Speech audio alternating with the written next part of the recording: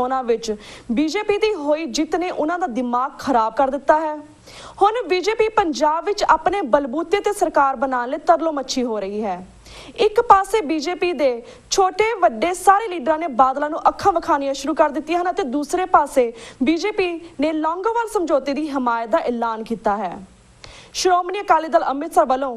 BJP ਦੀਆਂ ਨੀਤੀਆਂ ਦਾ ਪੂਰੇ ਧੜੱਲੇ ਨਾਲ ਵਿਰੋਧ ਕੀਤਾ ਜਾ ਰਿਹਾ ਹੈ। ਜੇ ਬੀਜੇਪੀ ਦੇ ਵਾਲੰਟੀਅਰਸ ਨੇ ਦੁਸਹਿਰੇ ਵਾਲੇ ਦਿਨ ਸ਼ਸਤਰ ਪੂਜਾ ਦੇ ਨਾਂ ਥੱਲੇ ਹਥਿਆਰਾਂ ਨਾਲ ਲੈਸ ਹੋ ਕੇ ਪੰਜਾਬ ਦੇ ਸ਼ਹਿਰਾਂ ਵਿੱਚ ਮਾਰਚ ਕੀਤੇ ਤਾਂ ਅਕਾਲੀ ਦਲ ਅੰਮ੍ਰਿਤਸਰ ਨੇ ਵੀ ਇਸ ਦੇ ਜਵਾਬ ਵਿੱਚ ਰੋਸ ਪ੍ਰੋਟੈਸਟ ਕੀਤਾ।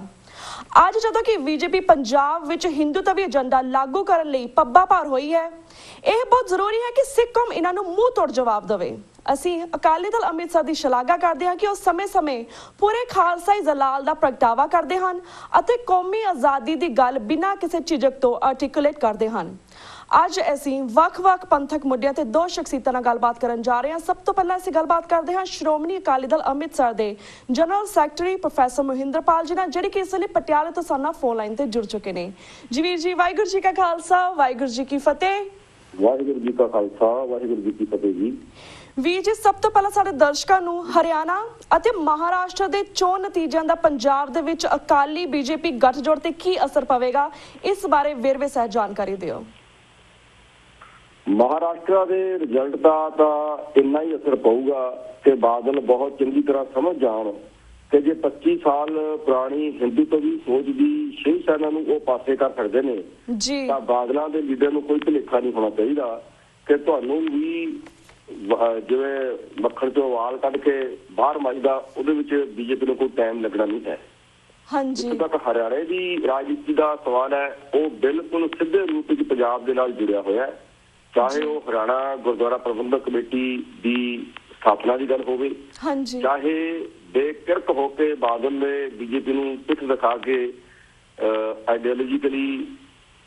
ਨਾ ਚੱਲਦਿਆਂ ਹੋਇਆ ਐਨਡੀਏ ਦੇ ਮੈਂਬਰ ਦੇ ਤੌਰ ਤੇ ਉਹਨਾਂ ਨੇ ਚੁਟਾਲਿਆਂ ਨੂੰ ਪ੍ਰੈਫਰ ਕੀਤਾ ਹੈ। ਇਹ ਉਹਦੀ ਰਾਜਸੀ ਭੁੱਖ ਹੈ ਤੇ ਖਾਸ ਕਰਕੇ ਇਹਦੇ ਵਿੱਚ ਲੁਕਿਆ ਹੋਇਆ ਏਜੰਡਾ ਇਹ ਹੈ ਕਿ ਚੁਟਾਲਿਆਂ ਤੋਂ ਦੇਵੀ ਲਾਲ ਤੋਂ ਉਹਨੇ ਅਰਬਾਂ ਰੁਪਇਆ ਦੀ ਪ੍ਰਾਪਰਟੀ ਆਪਣੇ ਨਾਂ ਕਰਵਾਈ ਹੈ ਸਰਕਾਰੀ ਰਸੂਖ ਵਰਤ ਕੇ, ਜਿਹਦੇ ਬਦਲੇ ਵਿੱਚ ਉਹ ਸਿੱਖਾਂ ਦੀਆਂ ਵੋਟਾਂ ਚੁਟਾਲੇ ਨੂੰ ਦਿੰਦਾ ਰਿਹਾ ਹੈ। ਸੋ ਉਹ ਇੱਕ ਪਰਿਵਾਰਕ ਮਜਬੂਰੀ ਸੀ ਕਿ ਜਿਨ੍ਹਾਂ ਤੋਂ ਅਰਬਾਂ ਰੁਪਏ ਦਾ ਫਾਇਦਾ ਉਠਾਇਆ ਹੋਵੇ ਪਰਿਵਾਰ ਨੇ, ਉਹਨਾਂ ਦੇ ਨਾਲ ਚੱਲਣਾ ਉਹਨੇ ਸਮਝਿਆ ਠੀਕ ਹੈ, ਨਹੀਂ ਤਾਂ ਇਹ ਸਾਡੇ ਪਾਜ ਉਘੜਨਗੇ ਗੱਲ ਇਹ, ਕਿਉਂਕਿ ਬੀਜੇਪੀ ਦੇ ਸਥਾਪਨਾ ਹੋਣੀ ਜਾਂ ਨਾ ਹੋਣੀ ਇਹ ਨਵੀਂ ਗੱਲ ਸੀ ਹਰਿਆਣੇ ਦੀ। ਸੋ ਇਹਦਾ ਸਿੱਧਾ ਇਫੈਕਟ ਹੁਣ ਇਹ ਪਏਗਾ, ਜਿਵੇਂ ਨਵਜੋਤ ਸਿੱਧੂ ਨੇ ਵੀ ਬਹੁਤ ਸਪਸ਼ਟ ਕਰ ਦਿੱਤਾ ਆਪਣੀ ਪਾਰਟੀ ਦੀ ਨੀਤੀ ਬੀਜੇਪੀ ਦੀ, ਤੇ ਵੈਸੇ ਵੀ ਬੀਜੇਪੀ ਦੇ ਬਾਰੇ ਜੇ ਹਜੇ ਵੀ ਬਾਦਲਾਂ ਨੂੰ ਜਾਂ ਸਿੱਖਾਂ ਨੂੰ ਜਾਂ ਪੰਜਾਬ ਦੇ ਲੋਕਾਂ ਨੂੰ ਭੁਲੇਖਾ ਹੈ ਤਾਂ ਇਹ ਭੁਲੇਖਾ ਹੀ ਹੈ, ਇਹਦੇ ਵਿੱਚ ਉਹਨਾਂ ਦੀ ਕੋਈ ਸਿਆਣਪ ਨਹੀਂ ਹੈ। ਰਹੀ ਗੱਲ ਉਸ ਤੋਂ ਬਾਅਦ ਬੀਜੇਪੀ ਦੇ ਵਿੱਚ ਇੱਕ ਖਾਸ ਕਿਸਮ ਦਾ ਪ੍ਰਗਟਾਵਾ ਆਉਣਾ, ਇੱਕ ਰਾਜਸੀ ਹੰਕਾਰ ਆਉਣਾ, ਇਹ ਜਿਹੜਾ ਚੀਜ਼ ਦੇਖੀ ਗਈ ਹੈ, ਇਹਦੇ ਨਾਲ ਸਾਡੀ ਪਾਰਟੀ ਦਾ ਸਿੱਧਾ ਸਰੋਕਾਰ ਹੈ। ਜਿਵੇਂ ਤੁਸੀਂ ਦਰਸ਼ਕਾਂ ਨੂੰ ਦੱਸਿਆ, ਮੈਂ ਇਹਦੇ ਨਾਲ ਸਹਿਮਤੀ ਕਰਦਾ ਹੋਇਆ ਜੋੜਦਾ ਕਿ ਜਿਵੇਂ ਅਸੀਂ ਉਹਨਾਂ ਦੇ ਮੁਕਾਬਲੇ ਦੇ ਵਿੱਚ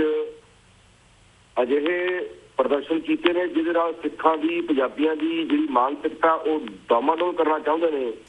ਜਾਂ ਨਿਰ ਉਤਸ਼ਾਹਿਤ ਕਰਨਾ ਚਾਹੁੰਦੇ ਨੇ, ਉਹਨੂੰ ਅਸੀਂ ਉਤਸ਼ਾਹਿਤ ਰੱਖਣ ਲਈ ਸਿੱਖਾਂ ਦੇ ਇੱਕ ਸੋਚ ਦੇ ਤੌਰ ਤੇ ਅਸੀਂ ਉਹ ਪ੍ਰਦਰਸ਼ਨ ਕੀਤੇ ਨੇ। ਤੇ ਨਾਲ ਹੀ ਪਾਰਟੀ ਨੇ ਫੈਸਲਾ ਕੀਤਾ ਕਿ ਜੇਕਰ ਉਹ ਸਾਨੂੰ ਕਿਤੇ ਐਲਾਨੀਆ ਤੌਰ ਤੇ ਕਹਿ ਕੇ ਪ੍ਰਦਰਸ਼ਨ ਕਰਨਗੇ ਭਵਿੱਖ ਦੇ ਵਿੱਚ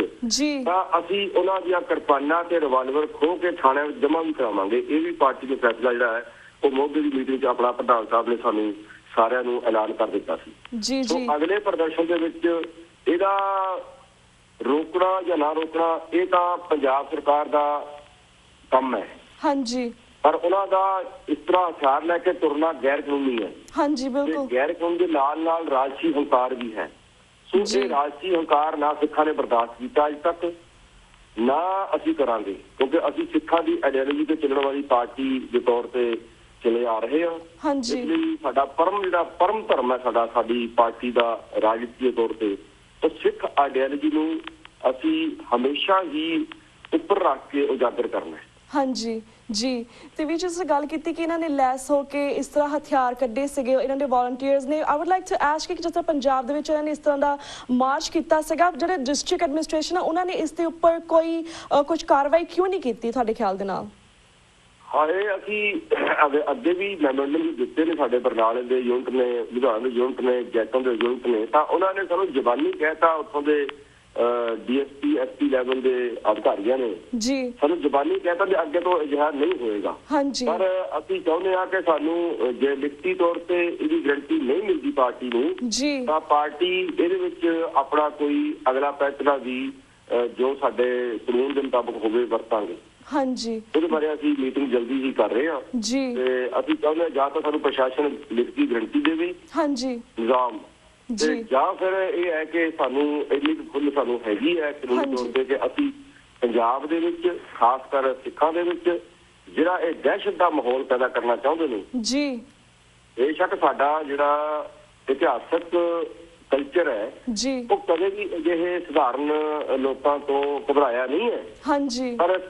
ਕਿਉਂਕਿ ਰਾਜਸੀ ਧਿਰ ਦਾ ਇਹ ਮੌਜੂਦਾ ਰਾਜਸੀ ਧਿਰ ਦਾ ਇਹ ਫਰਜ਼ ਬਣਦਾ ਹੁੰਦਾ ਹੈ ਕਿ ਉਹ ਆਪਣੀ ਕੌਮ ਦੀ ਗੱਲ ਜਿਹੜੀ ਹੈ ਉਹ ਧੜੱਲੇ ਨਾਲ ਕਰੇ, ਜਿਵੇਂ ਤੁਸੀਂ ਦੱਸਿਆ ਵੀ ਹੈਗਾ ਤੇ ਗੁਰੂ ਦੀ ਕਿਰਪਾ ਨਾਲ ਅਸੀਂ ਹਜੇ ਤੱਕ ਕਰਦੇ ਆ ਰਹੇ ਹਾਂ ਜੀ। ਬਿਲਕੁਲ ਵੀਰ ਜੀ। ਤੇ ਵੀਰ ਜੀ ਜਿਸ ਤਰ੍ਹਾਂ ਤੁਸੀਂ ਗੱਲ ਕੀਤੀ ਸੀਗੀ ਕਿ ਇਹਨਾਂ ਨੇ ਬੀਜੇਪੀ ਵਾਲਿਆਂ ਨੇ ਬਾਦਲ ਅਕਾਲੀ ਦਲ ਜਾਂ ਪੰਜਾਬ ਦੇ ਲੀਡਰਾਂ ਨੂੰ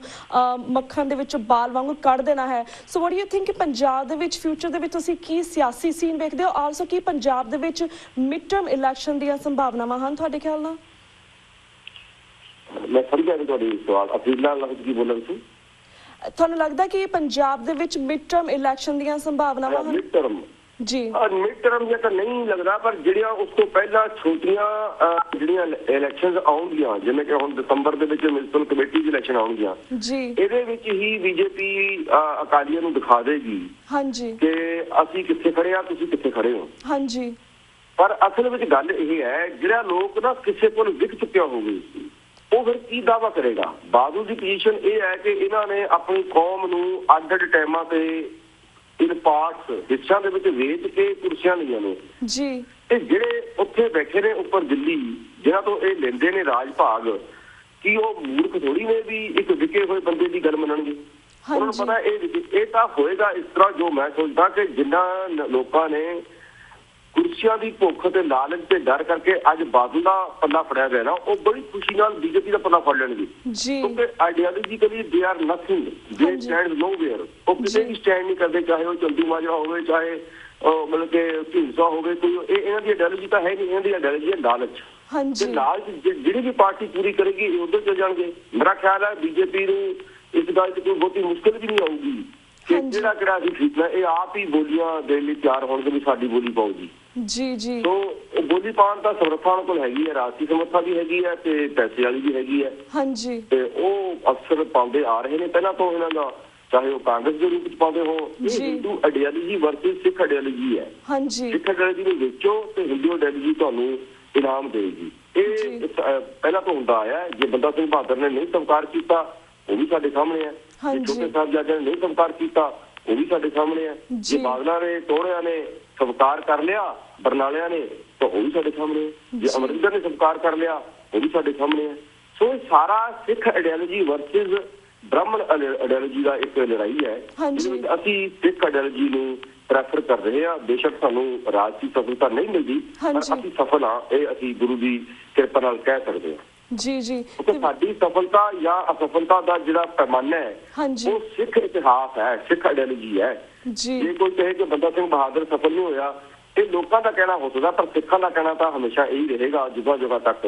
ਕਿ ਬੰਦਾ ਸਿੰਘ ਬਹਾਦਰ ਜਿਹੜੇ ਨੇ ਉਹ ਸਫਲ ਹੋਏ ਨੇ ਜੀ ਜੀ। ਬਿਲਕੁਲ ਵੀਰ ਜੀ, ਸਾਡੀ ਸਫਲਤਾ ਜਾਂ ਅਸਫਲਤਾ ਜਿਹੜੀ ਹੈ ਉਹ ਸਿੱਖ ਆਈਡੀਓਲੋਜੀ ਨਾਲ ਦੇ ਪੈਮਾਨੇ ਤੇ ਨਾਪੀ ਜਾਣੀ ਚਾਹੀਦੀ ਹੈ ਤੇ ਅਸੀਂ ਨਾਪਦੇ ਹਾਂ ਹਾਂਜੀ ਜੀ। ਤੇ ਵੀਰ ਜੀ we have almost like 2.5-3 minutes left. I would like to ask you one last question ਕਿ ਜਿਸ ਤਰ੍ਹਾਂ ਬੀਜੇਪੀ ਨੇ ਆਨੰਦਪੁਰ ਦੇ ਮਤੇ ਤੇ ਹਮਾਇਤ ਕੀਤੀ ਹੈ, ਇਸ ਬਾਰੇ ਤੁਸੀਂ ਕੀ ਕਹਿਣਾ ਚਾਹੋਗੇ? ਰਾਜਸੀ ਪੈਂਤੜ ਹੈ, ਉਹਨਾਂ ਨੇ ਬੈਕਫੁੱਟ ਤੇ ਬਾਦਲ ਨੂੰ ਕਰਨ ਲਈ ਇੱਕ ਇਹ ਸ਼ੋਅ ਕਰਨਾ ਹੈ ਕਿ ਅਸੀਂ ਹੋਣਾ ਕੁਛ ਵੀ ਨਹੀਂ, ਜੇ ਪਹਿਲਾਂ 30 ਸਾਲ ਕੁਛ ਨਹੀਂ ਹੋਇਆ ਹੋਣਾ ਹੁਣ ਵੀ ਕੁਛ ਨਹੀਂ। ਇਹਦੇ ਨਾਲ ਕੀ ਹੈ ਕਿ ਇਹਨਾਂ ਨੇ ਸਿੱਖਾਂ ਦੇ ਪਾਣੀ, ਸਿੱਖਾਂ ਦੀਆਂ ਹੋਰ ਇਲਾਕੇ, ਜਿਵੇਂ ਕਿ ਪ੍ਰਧਾਨ ਸਾਹਿਬ ਨੇ ਸਾਨੂੰ ਸਮਝਾ ਦਿੱਤਾ ਕਿ ਜਿਹੜੇ ਆ ਉੱਪਰਲੇ ਪਠਾਨਕੋਟ ਵਾਲੇ ਇਲਾਕੇ ਨੇ ਇਹ ਮਿਲਾ ਦੇਣਗੇ ਹਿਮਾਚਲ ਦੇ ਵਿੱਚ ਜੀ ਬੋਲਦੇ ਇਲਾਕੇ ਦੇ ਉਹਦੇ ਵਿੱਚ ਇਹ ਜਿਹੜੇ ਚੰਡੀਗੜ੍ਹ ਦੇ ਕੋਲ ਬੱਸੀ ਖਾਣਾ ਲਾਲੜੂ ਵਗੈਰਾ ਇਹ ਮਿਲਾ ਦੇਣਗੇ ਹਰਿਆਣੇ ਵਿੱਚ ਹਾਂਜੀ ਤੇ ਅਬੋਹਰ ਤੇ ਫਾਜ਼ਿਲਕਾ ਇਹ ਮਿਲਾ ਦੇਣਗੇ ਰਾਜਸਥਾਨ ਦੇ ਵਿੱਚ ਜੀ ਤੇ ਸਾਡੇ ਪਾਣੀ ਜਿਹੜੇ ਨੇ ਰਿਪੇਰੀਅਨ ਐਕਟ ਨੂੰ ਇਗਨੋਰ ਕਰਕੇ ਰਿਪੇਰੀਅਨ ਕਾਨੂੰਨ ਨੂੰ ਇਗਨੋਰ ਕਰਕੇ ਜਿਵੇਂ ਸਾਡਾ ਲੁੱਟ ਹੋ ਰਹੀ ਹੈ ਪੰਜਾਬ ਦੀ ਤੇ ਸਿੱਖਾਂ ਦੀ ਜੀ ਇਹ ਕੰਟੀਨਿਊ ਕਰ ਦੇਣਗੇ ਪੱਕੇ ਤੌਰ ਤੇ ਜਿਵੇਂ ਇਹ ਗੱਲ ਕਹਿ ਰਹੇ ਦਰਿਆਵਾਂ ਸਾਡੇ ਕੋਲ ਤਾਂ ਪਾਣੀ ਹੈ ਸਿਰਫ ਹਾਂਜੀ ਸਾਨੂੰ ਕੋਈ ਰਾਇਲਟੀ ਨਹੀਂ ਮਿਲਦੀ ਉਹਦਾ ਸਾਡਾ ਅਧਿਕਾਰ ਨਹੀਂ ਹੈ ਜੀ ਰਿਪੇਰੀਅਨ ਕਾਨੂੰਨ ਆਲ ਓਵਰ ਵਰਲਡ ਚੱਲਦਾ ਹੈ ਪਰ ਸਾਡੇ ਤੇ ਉਹ ਲਾਗੂ ਨਹੀਂ ਹੁੰਦਾ ਬਾਕੀ ਸਾਰੀਆਂ ਸਟੇਟਾਂ ਤੇ ਹਿੰਦੁਸਤਾਨ 'ਚ ਵੀ ਲਾਗੂ ਹੁੰਦਾ ਹੈ ਹਾਂਜੀ ਚਾਹੇ ਉਹ ਕਰਨਾਟਕਾ ਹੋਵੇ ਤਾਮਿਲਨਾਡੂ ਹੋਵੇ ਆਂਧਰਾ ਹੋਵੇ ਉਹ ਲੜ ਕੇ ਰਿਪੇਰੀਅਨ ਕਾਨੂੰਨ ਦੇ ਮੁਤਾਬਕ ਆਪਣਾ ਹਿੱਸਾ ਲੈਂਦੇ ਨੇ ਜੀ but it is only Punjab and the Sikh homeland ਜਿਹੜੇ ਸਾਰੇ ਅਧਿਕਾਰ ਜਿਹੜੇ ਨੇ ਇਸ ਵਿਪਰਵਾਦੀ ਸਰਕਾਰ ਵੱਲੋਂ ਖੋਏ ਜਾ ਰਹੇ ਨੇ ਉਹਦਾ ਹੀ ਅਗਲਾ ਪੜਾਅ ਜਿਹੜਾ ਹੈ ਇਹ ਅਨੰਦਪੁਰ ਦੇ ਮਤੇ ਦੀ ਹਮਾਇਤ ਕਰਕੇ ਸਾਡੇ ਤੋਂ ਸਿੱਖਾਂ ਦੇ ਹੋਰ ਇਲਾਕੇ ਖੋਣ ਦੇ ਬਜਾਏ ਇਸਦੇ ਕਿ ਸਾਨੂੰ ਸਿੱਖਾਂ ਦੇ ਪੰਜਾਬੀ ਬੋਲਦੇ ਇਲਾਕੇ ਦਿੱਤੇ ਜਾਣ ਇਹਦੇ ਤੋਂ ਬਿਨਾਂ ਇਹ ਸਾਡੇ ਪੰਜਾਬੀ ਇਲਾਕੇ ਬੋਲਦੇ ਨੇ ਇਹ ਖੋਣਗੇ ਜੀ ਬਿਲਕੁਲ ਤੇ ਵੀਰ ਜੀ ਹੁਣ ਤਾਂ ਸਾਡੇ ਕੋਲ ਟਾਈਮ ਹੈ ਨਹੀਂਗਾ ਪਰ ਨੈਕਸਟ ਟਾਈਮ ਅਸੀਂ ਜਿਸ ਤਰ੍ਹਾਂ ਤੁਸੀਂ 31 ਅਕਤੂਬਰ ਨੂੰ ਸ਼ਹੀਦ ਭਾਈ ਬਿਆਨ ਸਿੰਘ ਜੀ ਦੇ ਸ਼ਹੀਦੀ ਦਿਨ ਮਨਾਉਣ ਜਾ ਰਹੇ ਹੋ ਇਸ ਬਾਰੇ ਅਸੀਂ ਨੈਕਸਟ ਟਾਈਮ ਗੱਲਬਾਤ ਕਰਾਂਗੇ ਪਰ ਹੁਣ ਤਾਂ ਅਸੀਂ ਤੁਹਾਡੇ ਕੋਲ ਇਜਾਜ਼ਤ ਲੈਣੇ ਤੁਹਾਡਾ ਸ਼ੁਕਰੀਆ ਕਿ ਤੁਸੀਂ ਆਪਣੇ ਵਿਚਾਰ ਸਾਡੇ ਦਰਸ਼ਕਾਂ ਨਾਲ ਸਾਂਝੇ ਕੀਤੇ ਹੁਣ ਵਕਤ ਹੋ ਗਿਆ ਤੁਹਾਡੇ ਕੋਲ ਇਜਾਜ਼ਤ ਲੈਣ ਦਾ ਬ੍ਰੇਕ ਤੇ ਜਾਣ ਦਾ ਵੀਰ ਜੀ ਵਾਹਿਗੁਰੂ ਜੀ ਕਾ ਖਾਲਸਾ ਵਾਹਿਗੁਰੂ ਜੀ ਬਹੁਤ ਮਿਹਰਬਾਨੀ ਤੁਹਾਡੀ ਵਾਹਿਗੁਰੂ ਜੀ ਕਾ ਖਾਲਸਾ ਵਾਹਿਗੁਰੂ ਜੀ ਕੀ ਫਤਿਹ Viewers, वक्त हो गया एक छोटे से ब्रेक था. Keep watching News TV 84. We'll be right back after a short break.